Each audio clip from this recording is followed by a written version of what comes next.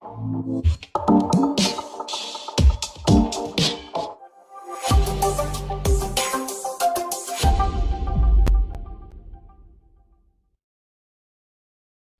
दोस्तों, welcome to my YouTube channel hot talk.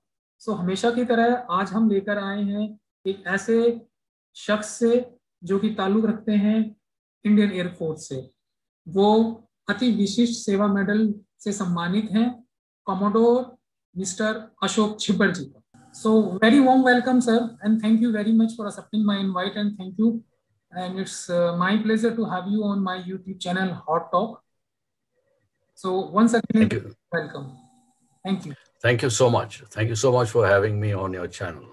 Okay. Sir, if we talk about Indian Air Force, so जैसे ही Indian Air Force एक दिमाग में, एक जहन में ख्याल आता है, so हम फैसिनेट हो जाते हैं in terms of fighter planes, chopper, craft carriers, Sukhoi, MiG-21, 27, 29. आप क्या बताएंगे about your journey into Indian Air Force, how you started, how you made your mind that I'm going to be a part of the Indian Air Force? How was your journey, sir?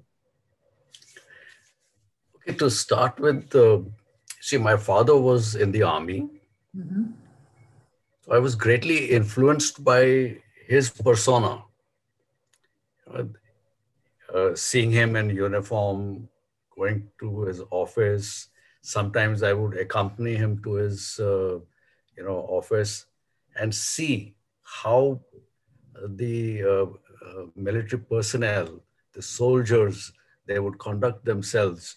And that had some kind of an impression on my mind. And I, at that very young age of maybe about 4 or 5 years, it became something integral to me that I must join the armed forces. And while I continued with my studies, but as I grew up, that feeling continued to be very strong that I must join the armed forces. And because my father was in the army, I was more inclined to join the army. Mm-hmm. And so I appeared for the NDA entrance exam. NDA, that is National Defense Academy. And I gave Army as my first choice, Navy as my second choice, and Air Force was my third choice, actually. Okay.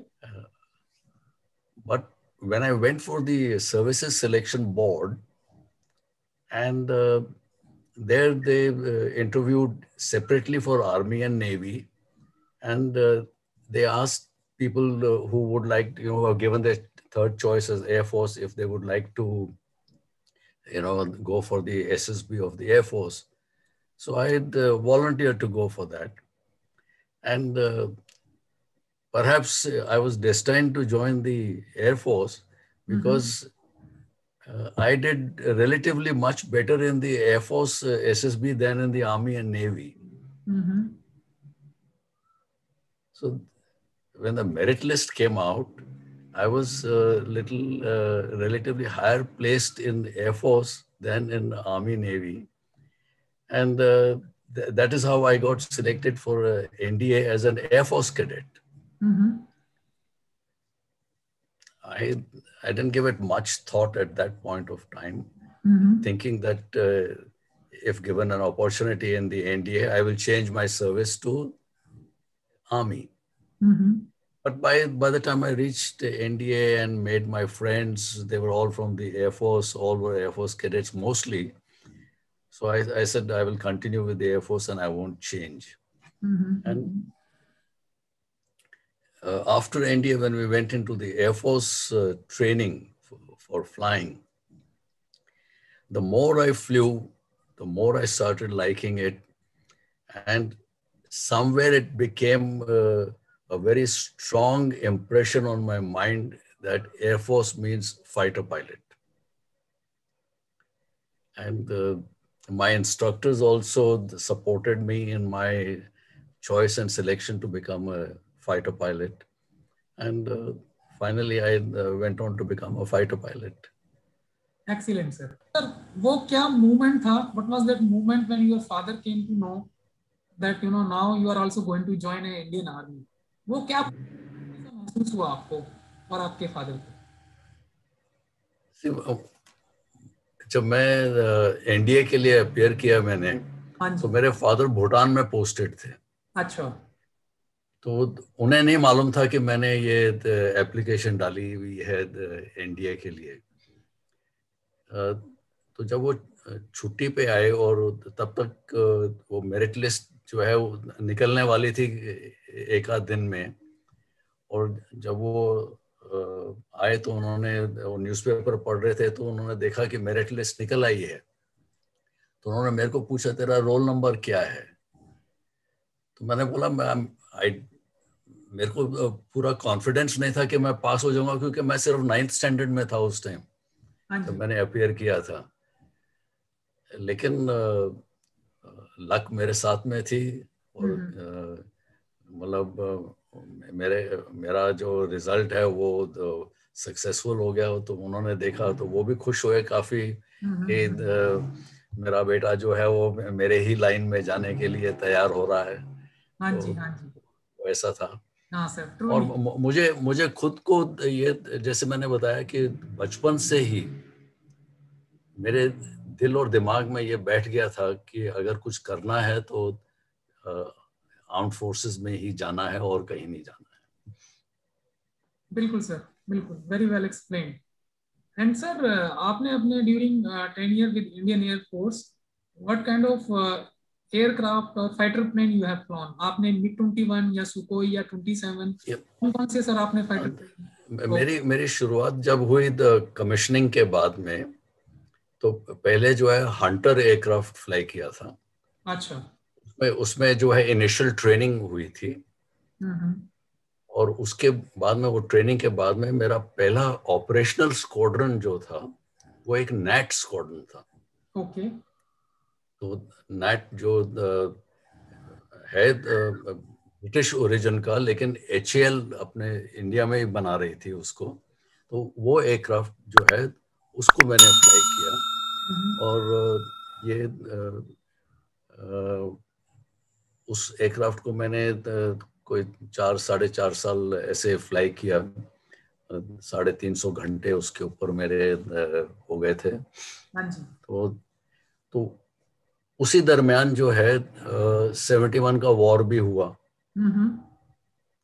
तो हमारा squadron जो है वो पहले कलाईकुंडा में था, और war से पहले जो है वो चला गया तेजपुर से कुंभीग्राम गया, कुंभीग्राम से अगरतला।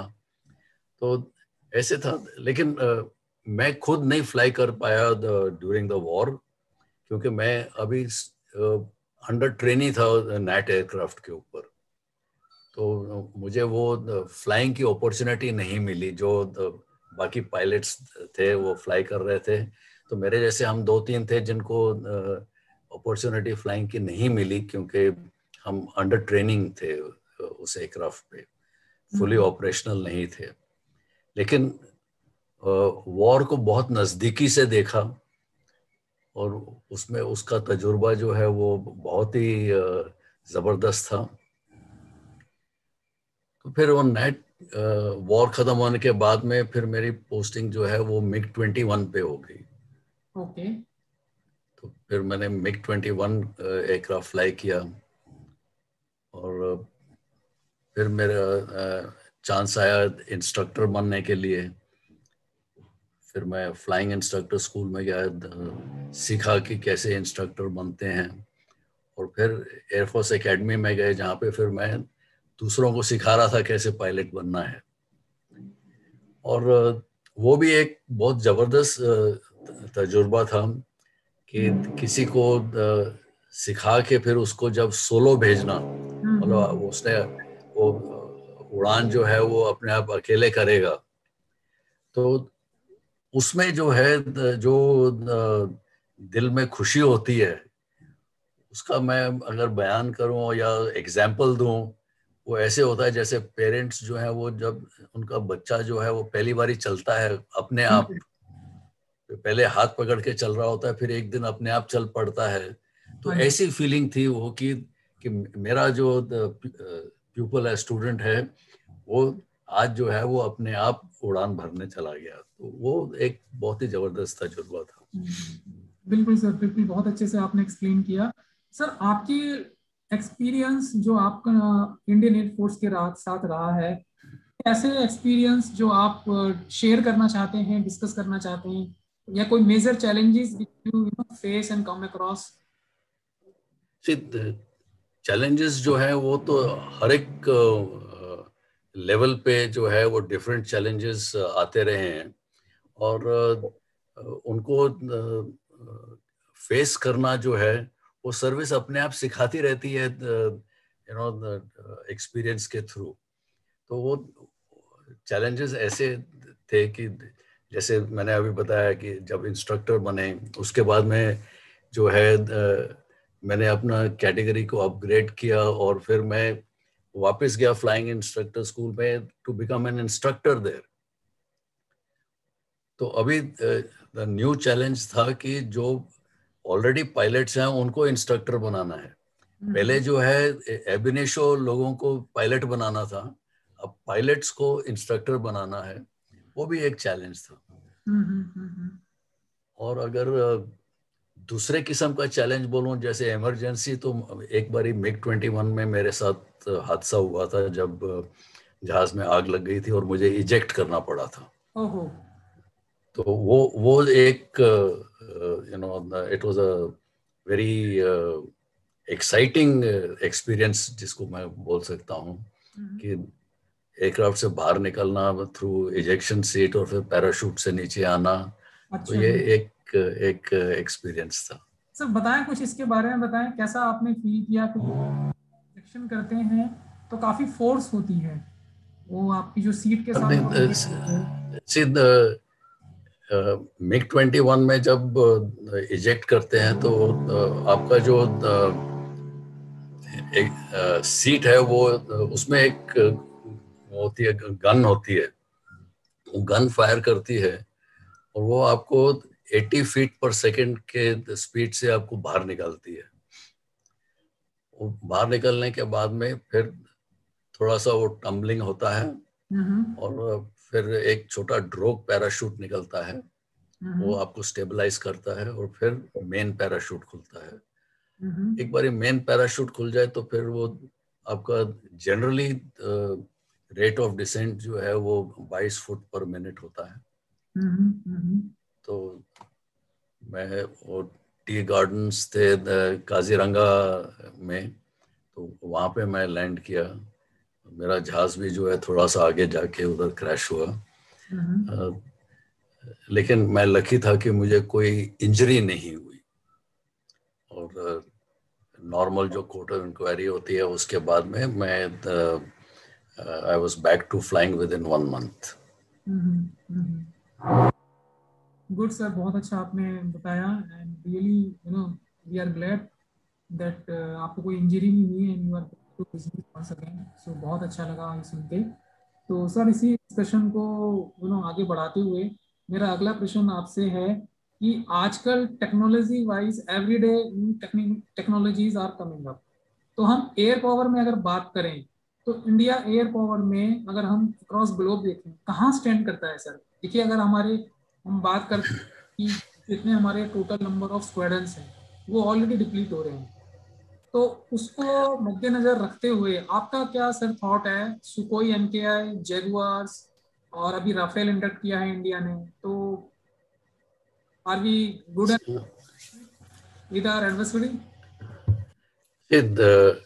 अगर वर्ल्ड स्टैंडिंग में देखा जाए तो इंडियन एयरफोर्स जो है वो 4th पोजीशन पे है in terms of aircraft and number of aircraft जो है हमारे पास, और जो हमारी कैपेबिलिटीज है उसको देखते उसके अनुसार हमारी स्टैंडिंग 4th पोजीशन पे है इन द वर्ल्ड। टेक्नोलॉजी जो है ये तो हर एक 6-8 महीने 1 साल में जो है चेंज होती रहती है, और नए नए सिस्टम्स आ जाते हैं इन फोर्स। ओके, और हमारे जो एयरक्राफ्ट हैं, अभी कई लोग बोलते हैं कि मिग 21 इतना पुराना हो गया है, कुछ नहीं कर पाता है, क्रैश हो रहे हैं। लेकिन समझने की ये जरूरत है कि मिग 21 पुराना जरूर है, लेकिन हमने उसमें काफी अपग्रेड्स किए हैं। मिग 21 वो अपग्रेडेशन की वजह से उसकी लाइफ जो है वो इंक्रीज हो गई। और आपने देखा होगा वो जब बालाकोट स्ट्राइक के बाद में विंग कमांडर वर्तमान जो थे अभिनंदन, वो उन्होंने मिग 21 के साथ ही जो है एक F-16 को गिराया नीचे। तो एयरक्राफ्ट वाइज, कैपेबिलिटी वाइज हमारे पास बहुत है। हमारे जैगवर्स हैं, हमारे सुखोइज हैं, हमारे राफेल आ गया है, अभी मिग 27 है। सो ये सारे जहाज जो हैं, इनकी वजह से ही पायलट जो है वो उनको जो है वो वैसे ही फ्लाई करता है जैसे मतलब उसकी जरूरत है। An aircraft is just a means. अभी कई बार आपने सुना होगा वो कहावत कि it is the man behind the machine which matters. Okay, so the training of the Indian air force is so strong कि आज जो है किसी भी कंट्री के साथ में जब हमारी एक्सरसाइजेज होती हैं तो हम उनको जो है मात देते हैं। क्यों? क्योंकि हमारी ट्रेनिंग जो है वो काफी हाई लेवल की है। एयरक्राफ्ट जो है अभी हमारे टेक्नोलॉजी के अनुसार काफी बढ़ते जा रहे हैं। और अभी मतलब कहा जाए तो 5th जनरेशन एयरक्राफ्ट भी हम उसमें कोलैबोरेशन के साथ, सोवियत कोलैबोरेशन के साथ कर रहे हैं। तो ये टेक्नोलॉजी तो बदलती जाएगी और बदलती टेक्नोलॉजी के साथ में हमको भी आगे बढ़ना पड़ेगा। तो तभी जो है हम अपनी स्टैंडिंग को बरकरार रख सकेंगे। तो ये है। तो सर जैसे but as far as our potential is concerned, our capability is concerned, I think मेरे हिसाब से, even though I've retired after almost 15 साल 16 साल हो गए मुझे, लेकिन मेरे हिसाब से अभी भी आज भी हमारी जो कैपेबिलिटी है, it is second to none. Very true sir, very right sir. जैसे आपने जिक्र किया बालाकोट एयर स्ट्राइक का, तो 26 फरवरी को, जो कि बेस अपॉन जो भी हमारे पास मटेरियल है न्यूज में पब्लिक डोमेन पे है, तो हमारे जैगुआर्स ने अटैक किया था बालाकोट में। और जैगुआर्स नहीं, वो मिराज एयरक्राफ्ट थे। मिराज, ओके। सो एयरक्राफ्ट के साथ हमने अटैक करा बालाकोट पे। तो पाकिस्तान ने क्लेम किया, इनफैक्ट काफी सैटेलाइट इमेजेस में आया कि बिल्डिंग इंटैक्ट है, बट लेकिन फ्रॉम द इंडियन साइड और फ्रॉम द अननोन काफी जगह से ये निकल के आया कि जो बॉम्ब यूज किए गए थे वो क्लस्टर बॉम्ब थे, जो कि एक होल बनाते हैं आपके दीवार, आपकी छत पे, और उस प्रोपोर्शनेट में नीचे आके साउंड वेव से ब्लास्ट करते हैं। तो मेन जो कैजुअलिटीज होती हैं वो शॉक वेव से होती हैं। बिल्डिंग कोई कोलैप्स नहीं होता, बिल्डिंग आपकी कोई नहीं गिरती। इस पर बहुत सारा डिस्कशन हुआ।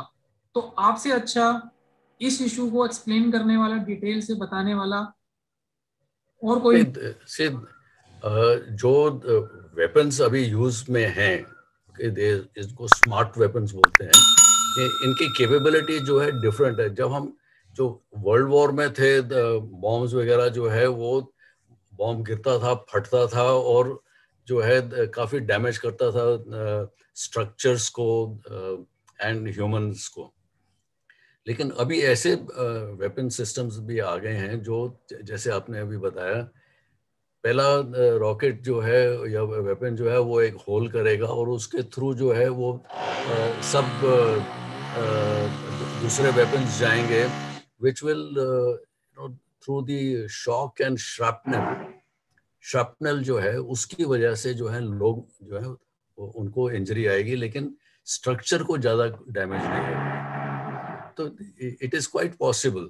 मतलब मुझे डिटेल्स मुझे भी नहीं मालूम है क्या है बालाकोट में क्या हुआ था, लेकिन जो मेरी अंडरस्टैंडिंग है वो यही है कि स्मार्ट वेपन्स यूज किए गए थे और उसकी वजह से जो है लोगों को चोट पहुंची है, उनको डेथ हुई है, लेकिन बिल्डिंग्स वगैरह जो है उनके ऊपर कुछ इफेक्ट नहीं होगा।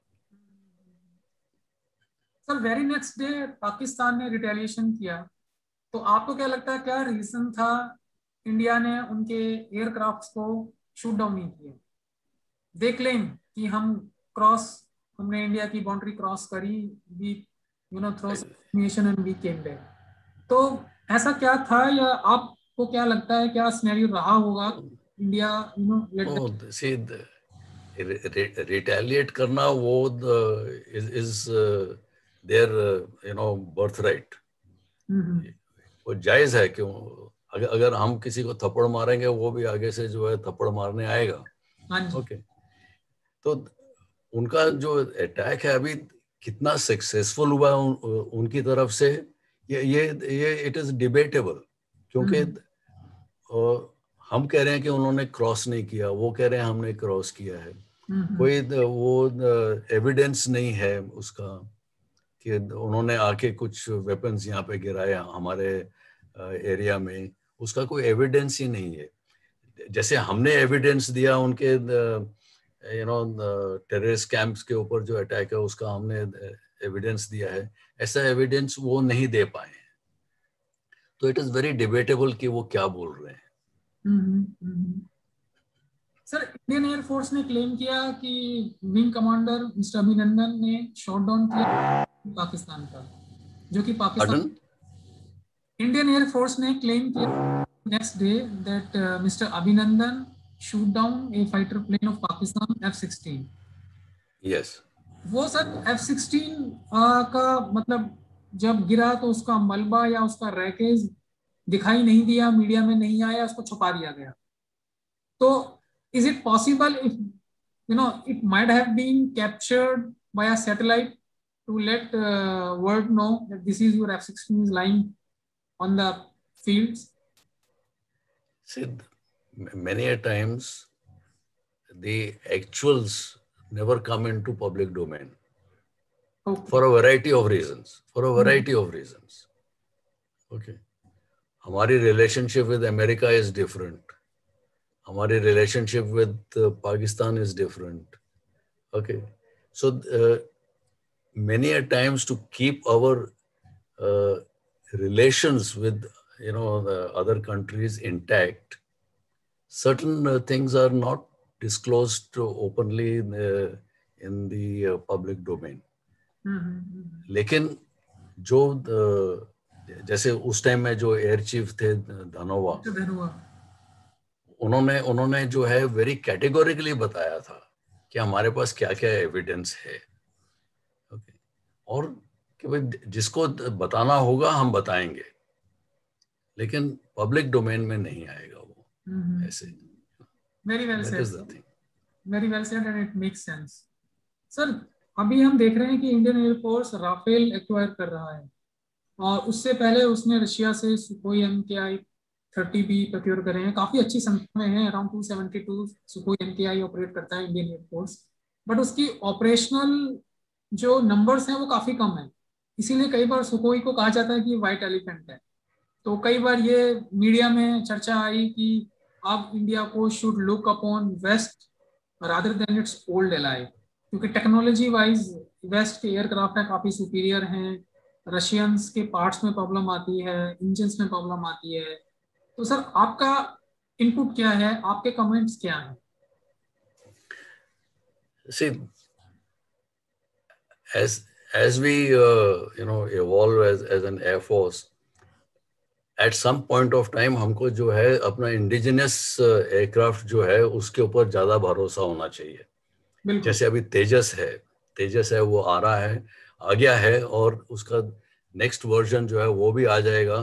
तो it will add to the capability of the Indian air force. Whether we go to the West or to the Soviet or to the Russians for getting our aircraft requirement, इसका भी जो है it is not a very easy thing, easy mathematics की तरह नहीं होता है ये। एक तो पहले तो हमारी जो अपनी रिक्वायरमेंट क्या है, what is our requirement as far as our Air Force role or vis-a-vis the adversary is concerned. Okay. अगर वेस्टर्न एयरक्राफ्ट जो है वो हमारे गेम प्लान में फिट होता है तो हम वहां जाएंगे, अगर रशियन एयरक्राफ्ट है हम वहां जाएंगे. कभी कभी क्या होता है कि even the cost factor makes a difference. Russian aircraft are relatively cheaper than the Western aircraft. Okay. तो इसलिए जो है हमारा पहले शुरू में जो है काफी यू कैन से ध्यान जो है वो रशिया की तरफ ही जाता था या पुराना सोवियत यूनियन जो है उसकी तरफ जाता था, क्योंकि उधर से चीपर एयरक्राफ्ट मिलते थे. टेक्नोलॉजी वाइज ज्यादा फर्क नहीं था. Okay. Yes, Western technology by and large is a little more superior. Again, Russians are also not far behind. So it all, the requirement of the force and how an weapon system, aircraft is a weapon system, how does it fit into the overall policy of the Air Force? हमारा जो war fighting apparatus है उसमें जो है dent नहीं आना चाहिए.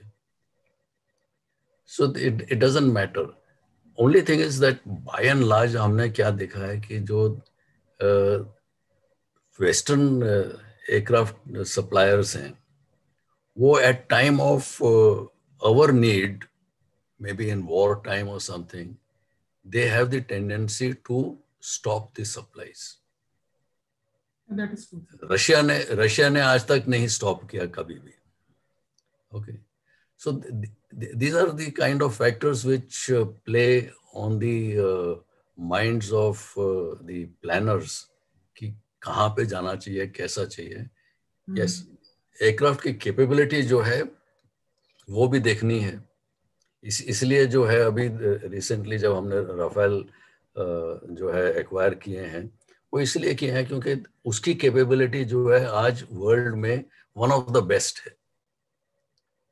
सो from that point of view I think going to the western countries for getting the equipment is not wrong. But अभी आपने शायद कहीं पढ़ा भी होगा कि इंडिया जो है एक 5th जनरेशन फाइटर एयरक्राफ्ट जो है FGFA उसका भी जो है निर्माण करने जा रही है इन collaboration with Sukhoi of Russia. Okay, तो जहाँ से हमको कोलैबोरेशन जो है, हमको टेक्नोलॉजी जो है वो एक्सपोर्ट होती है, हम उसको जो है एब्जॉर्ब कर सकते हैं. तो ऐसी टेक्नोलॉजी जो है वो जो ट्रांसफर हो जाए हमको, हम उसकी तरफ भी देखते हैं. तो that is the need of the hour. Exactly sir, बहुत अच्छे से आपने एक्सप्लेन किया. एंड सर मेरा नेक्स्ट क्वेश्चन आपसे, जैसे अभी आपने जिक्र किया तेजस का, if I am not wrong, if I remember, Tejas हमने स्टार्ट किया था 1980s में और अब आकर ये ऑपरेशनल हुआ है. And India is also eyeing for the Tejas export. Malaysia का भी जिक्र आया है बीच में और अर्जेंटीना का भी जिक्र आया है. ऑन दी अदर साइड जो हमारा नेबर है पाकिस्तान, JF-17 नाइजीरिया को बेच चुका है और हमें अभी तेजस अपनी कंट्रीज के लिए ही मैन्युफैक्चर करने हैं, रेडी करने हैं, ऑपरेशनलाइज करने हैं. तो सर आपको क्या लगता है कि तेजस और JF-17 की अगर हम बात करें तो क्या आपके विचार हैं, क्या आपके कमेंट्स हैं? पहले तो JF-17 जो है it is in collaboration with China. हाँ जी. Okay, it is a Chinese technology which has been brought in here. ये जो इन्होंने अभी किया है हम तो सदियों से करते आ रहे हैं. सबसे पहले हमने नैट जो है, नैट एयरक्राफ्ट की टेक्नोलॉजी हमने ट्रांसफर की अपने पास. उसके बाद में MiG-21 की टेक्नोलॉजी ट्रांसफर की अपने पास. सुखोई की हमने टेक्नोलॉजी ट्रांसफर की अपने पास। तो हमारी कैपेबिलिटी जो है with transfer technology is quite old. लेकिन अब जो तेजस है, Tejas is our own design, our own you can say aircraft which has been designed and is now being manufactured by us ourselves. Yes, जैसे आपने बोला कि 80s का 85 में ये पहले जो है इसका सिस्टम स्टार्ट हुआ था बनाने का, लेकिन कई अड़चने आई बीच में। लेकिन आज की तारीख में हमने वो सब हर्डल्स जो है उसको क्रॉस कर दिया है और अभी खुद बनाने लगे हैं हम। हमारा पहला जो तेजस मार्क 1 है, it has been quite successful and it has जैसे आपने बताया Malaysia and other countries in South East Asia they have shown interest कि ये इसका जो वेपन सिस्टम है इट इज क्वाइट गुड। इसकी जो एयरफ्रेम की टेक्नोलॉजी है it is quite robust. So ये सब देख के अभी हमारा एक्सपीरियंस जो है वो बढ़ गया है इन मेकिंग थिंग। हमने पहले भी एक बनाया था HF-24, लेकिन उसमें क्या है, ज्यादा टेक्नोलॉजी जो है या जो डिजाइन है वो एक डॉक्टर कर्ट टैंक थे जर्मनी के, उनका डिजाइन था वो। लेकिन ये तो अभी हम अपना डिजाइन बना रहे हैं, हम खुद अपने पांव पे खड़े हो गए हैं। और ये अभी जो तेजस मार्क 2 आएगा वो it will be a world class aircraft, it will be 4.5 generation aircraft. तो हमारी कैपेबिलिटी और पाकिस्तान की कैपेबिलिटी में बहुत फर्क है। हम एक्सपोर्ट करना, किसी से लेके एक्सपोर्ट करना, वो इट इज वन थिंग, खुद बना के एक्सपोर्ट करना दैट इज समथिंग एल्स। बिल्कुल सर। और जबकि अगर हम बात करें चाइना और पाकिस्तान के इस एयरक्राफ्ट की, इसमें 50 से 60% जो पार्ट्स हैं वो रशिया के हैं, इंजन रशिया का है, सेंसर और एक्सपोर्टेड है। अब मुझे नहीं पता क्यों वो लोग उसको डोमेस्टिक अपना एयरक्राफ्ट बताते हैं और बड़े मतलब गर्व से कहते हैं, प्राउड से कहते हैं कि JF-17 is whole sole domestically developed by Pakistan aeronautical जो उनका है, but most of the parts is already exported from other countries. वो जैसे किसी ने बोला ना, कहने में क्या अर्ज है। हाँ जी, हाँ जी। तो वो बोल रहे हैं, उनको बोल रहे हैं तो उनको खुश रहने दो। हाँ हाँ हाँ, बिल्कुल सर। एक्चुअल कैपेबिलिटी तो तब पता चलेगी ना जब आमने सामने होंगे कि इन अ कॉम्बैट सिचुएशन। 71 में तो देख ही लिया था क्या हुआ था। हाँ जी, हाँ जी, हाँ जी। लेकिन हाँ, हम 71 के ऊपर जो है वो उसका ताज अपने सिर पे बैठा के हम नहीं सेटिस्फाइड नहीं होना चाहिए हमको। 71 से लेके अभी 2021 तक पाकिस्तान में भी बहुत चेंजेस आई हैं, हम में भी बहुत चेंजेस आई हैं। पाकिस्तान में क्या चेंजेस आई हैं सबको मालूम है, सबको पता है। और जो हमारी कंट्री में चेंजेस आई हैं वो भी सबको मालूम है। बिल्कुल सर, बिल्कुल बिल्कुल सर। तो हमको मेरे ख्याल से हमको घबराने की कोई जरूरत नहीं है कि उसने पाकिस्तान ने ये कर दिया वो कर दिया। Pakistan is I would say secondary thing. हमारा मेन हमको देखना है कि चाइना के साथ हमारे रिलेशंस कैसे रहते हैं। बिल्कुल सर, बिल्कुल बहुत अच्छे से आपने बताया सर। और बिल्कुल मैं चाइना के साथ हमारे रिलेशन कैसे हैं और चाइना के साथ हमारा फ्यूचर में रिटेलिएशन होता है या फिर से उनके साथ हमारे इश्यूज होते हैं, उसके साथ मैं आपसे अलग से डिस्कशन करूंगा। I will take spare time with you and we will discuss upon India and China. So last question sir before we wind up our discussion, आप हमारे यंगस्टर्स को क्या मैसेज देना चाहते हैं?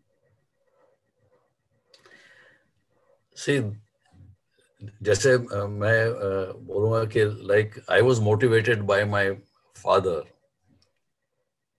there will be many motivators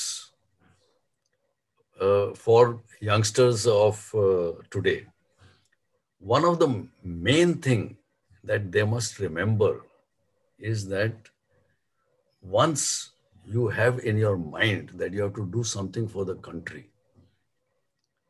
then in today's time, the only organization which can give you that kind of, satisfaction is the armed forces.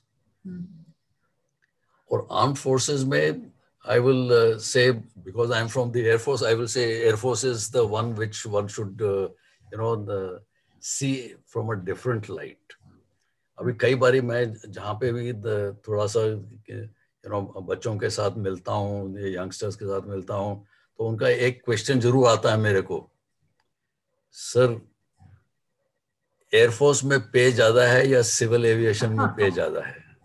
Okay, तो मेरा जवाब जो है वो हमेशा यही रहता है, सिविल एविएशन अपनी जगह है, उसमें जो है आप पायलट हैं जरूर, आपको पैसे भी मिलते हैं, लेकिन वो जो ऑरा है, aura of wearing a military uniform, that pride in the uniform, yes, respect, that respect in the public eye, a military man is looked up at.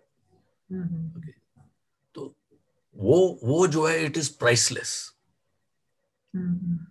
उसकी तुलना किसी भी पैसे से नहीं कर सकते हैं. Yes, but at the same time, I will say that the armed forces pay you sufficiently to live a very comfortable life. हाँ, सिविल में जाओगे, वो ऐश वगैरह जो है वो आप you can do much more ash over there. But is ash everything? कुछ अपना भी करके दिखाना जो है वो भी is something. Like when I fly a fighter aircraft, I'm all alone in that aircraft. The responsibility of destroying a target is whole soul on me. At the same time, in the civil aviation, that pilot who's flying, he's also got responsibility of those 200-300 people sitting behind him. But relatively speaking, it is an easier job compared to military flying. And in military flying also you have, transport aircraft, you have helicopters, which are equally good at doing their job. So a service person, if a youngster has to join today the armed forces, he must have a dream to achieve something. He should be dedicated and he should be disciplined.